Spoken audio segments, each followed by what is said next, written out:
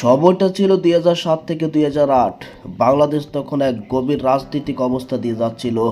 জরুরি অবস্থা, গ্রেপ্তার, দমন পূরণ, সব মিলিয়ে রাজনীতি যেন পরিণত হয়েছে প্রতিহিংসার এক নিষ্ঠুর খেলা।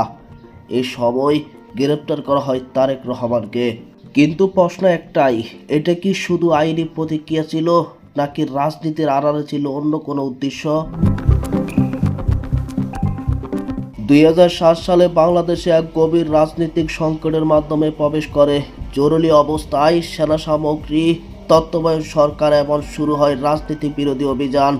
এই অভিযানকে কেন্দ্র করেছিলেন বহু রাজনৈতিক নেতারা, কিন্তু অভিযোগ রয়েছে কিছু নির্দিষ্ট ব্যক্তিকে টার্গেট করে চালানো হয়েছিল এক কঠোর দমন অভিযান। তারেক রহমান ছিলেন তাদেরই একজন।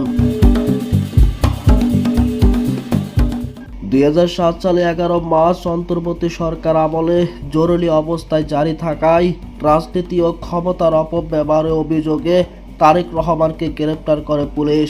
বিভিন্ন আন্তর্জাতিক ও তার পারিবারিক দাবি, তাকে দিনের পর দিন জিজ্ঞাসাবাদের নামে নির্যাতন করা হতো, শারীরিক ও মানসিক চাপে রাখা হতো, পর্যাপ্ত চিকিৎসা দেওয়া হতো না, এমনকি চলাফেরার ক্ষমতাও হারাতে বসেছিলেন তিনি।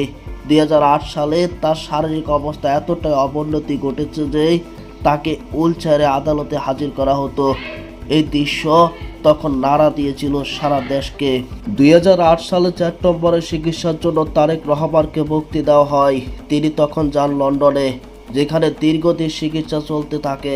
কিন্তু প্রশ্ন থেকে যায়, একজন রাজনৈতিক নেতাকে এমন অবস্থায় পৌঁছে দেওয়ার দায়ী কারা? তারেক রহমানের উপর চালানো নির্যাতন শুধু একটি ব্যক্তির গল্প নয়, এটি বাংলাদেশের ইতিহাসের ক্ষমতার অপব্যবহার।